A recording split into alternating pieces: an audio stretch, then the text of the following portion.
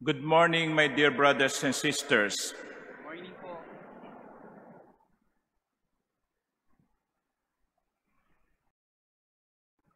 The divorce law is a hot issue today in our country. It is a very divisive issue. There are some who say yes to divorce, and there are others who say no to divorce. Some say it is the Philippines is the only country aside from Vatican that does not have a divorce law. My dear brothers and sisters, I will not discuss the merit of the law, but I just would like to remind you that even if the divorce law becomes effective in our country, it does not mean that those who are married in the church can remarry.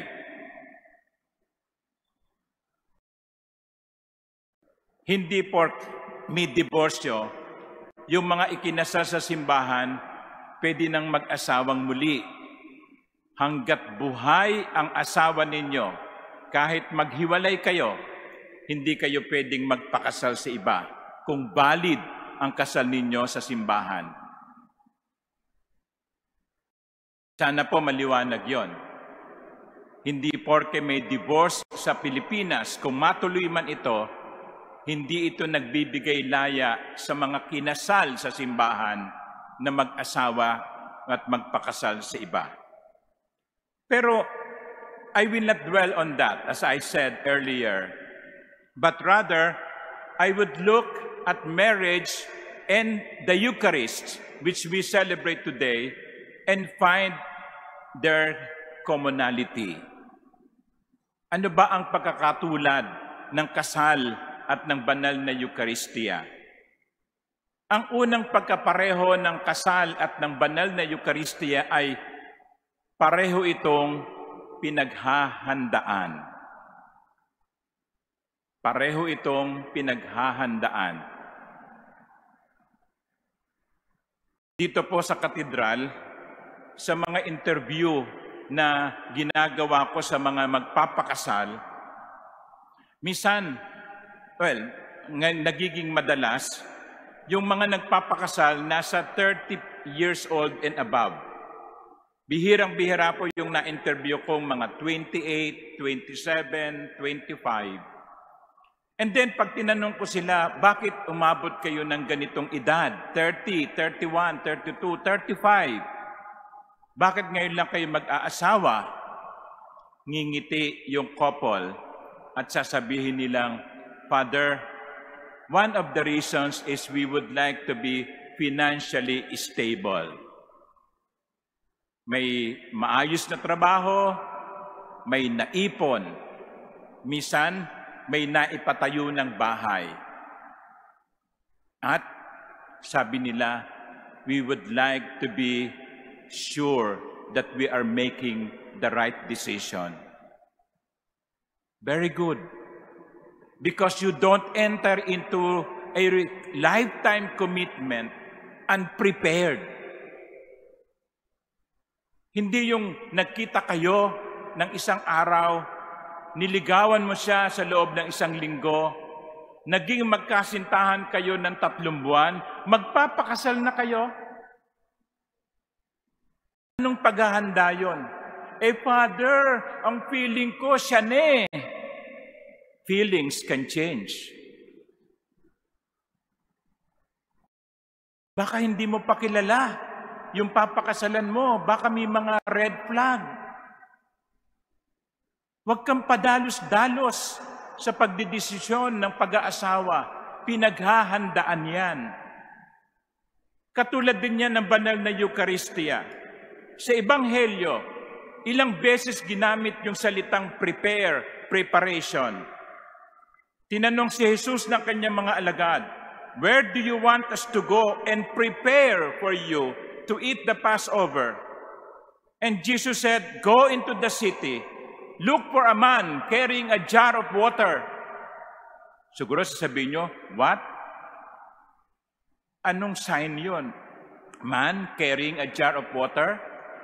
It is a sign Because it's not usual.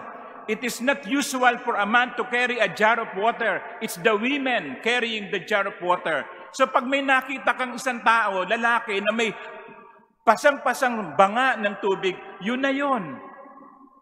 And then ask him, where is the room ready for the Passover?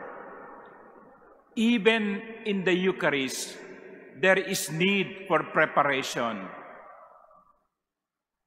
That is why, even among lay ministers, liturgical ministers, we remind them before the Mass, do not talk to each other. Huwag kayong maingay sa sacristy. Ihanda ninyo ang inyong sarili sa pagdiriwang ng banal na misa. Even in the Mass, at the beginning, we prepare ourselves to celebrate the Eucharist. When you came here, before you came here, what were you doing? Or even before the Mass, what were you doing? Were you preparing? O baka naman habang hindi nagsisimula ang misa, nakikipag-chat kayo sa inyong friend o kaibigan, o nakikipag-text kayo. Wala pa namang misa magte-text muna ako. And then habang kumakanta, sige na ha, no? Mamaya na lang kita ite-text, no? Nagsisimula na ang misa. Is that a preparation? When you go to Mass, you prepare yourselves. The Eucharist is not fast food. The Eucharist is fine dining. You prepare. You dress up. You psych yourself. I am going to receive the body of Christ. I prepare myself spiritually. So yun ang una, preparation.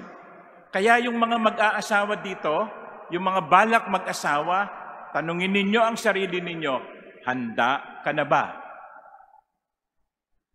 Handa ka na ba? Huwag kang pabigla-bigla. Sapagkat sabi nga ng mga matatanda, ang pag-aasawa ay hindi katulad ng kaning isusubo, iluluwa kapag napasok. The second commonality between marriage and the Eucharist is, it's a covenant. It is not just a contract. A contract is more of a legal bind. A covenant is deeper than contract. In the second reading from the letter to the Hebrews, the author of the letter to the Hebrews mentioned something about covenant. Pagtitipan. Pumapasok ka hindi sa isang kontrata. Pumapasok ka sa isang pagtitipan. At doon sa unang pagbasa, ang anong ginawa ni Moises, nag-alay siya ng mga handog na susunugin bilang tanda ng kanyang pakikipagtipan sa Diyos. It's more serious than contract. And in the gospel, the Lord said, "This is my blood of the covenant." Nakikipagtipan ako sa inyo. Ibibigay ko sa inyo ang aking katawan. Ibibigay ko sa inyo ang aking dugo. At sa mga tatanggap sa Kanya, sila'y pumapasok din sa pakikipagtipan. When one person gets married, he enters not into a contract. He enters or she enters into a covenant. Panghabay buhay na pakikipagtipan. Kaya nga importante yung una, paghahanda. Handa ka na bang isuko ang iyong kalayaan na panghabang buhay? And then the third, marriage and the Eucharist entails giving, pagbibigay. This is my body. This is my blood. Take it, eat it, drink from it. Walang relasyon na magtatagal kung walang pagbibigay at pagtanggap. And remember, Jesus broke the bread. Broke the bread. After giving thanks, he broke the bread. Giving entails breaking. Pagsasakripisyo. Sa buhay pag-aasawa at maging sa banal na Eucharistia, kailangan ang pagsasakripisyo, ang pagkakahati. You cannot enter into a married life without you being ready to give and be broken, to be healed again. Kaya, kinakailangan yung pumapasok sa buhay pag-aasawa at tumatanggap ng banal na Eucharistia ay dapat na handang mamatay sa sarili. You don't get married just to complete yourself. Hindi ka mag-aasawa kasi natatakot kang tumandang dalaga o tumandang binata. Hindi ka mag-aasawa sapagkat ayaw mong mabuhay ng mag-isa. Hindi ka mag-aasawa sapagkat nakita mo sa kanya ang isang taong kukumpleto sa iyo. Parang selfish yun eh. You enter into a relationship willing to give and take. Tanungin ninyo yung mga mag-asawa na matagal na nagsasama. 20 years, 30 years, 40 years, 50 years. Tanong sa kanya, ano po ang sekreto ng inyong matibay na pagsasama? And I will not be surprised if they will say, well, natuto kaming magbigay at tumanggap. Ganon din sa banal na Eucharistia. Si Jesus ay ibinibigay ang kanyang sarili, ibinibigay ang kanyang katawan, ibinibigay ang kanyang dugo para tanggapin natin. Pero sa pagtanggap natin kay Jesus, dapat matuto din tayong magbigay. Magbigay kay Jesus. Ibalik kay Jesus ang pagmamahal, ang katapatan, at ang pagsusumikap na magpakabuti. Because some people just would like to receive, they are not ready to give. Tanggap lang ng tanggap, ayaw magbigay. Hindi po pwede yan sa kasal at hindi din dapat yan sa Eucharistia. Dapat may pagbibigay, may pagtanggap. Mga kapatid, sa kasal, nakikita natin ang larawan ng Eucharistia. Pinaghahandaan, isang pagtitipan, at nangangahulugan ng pagbibigay. Let us pray that all married couples will enjoy each other's presence and company.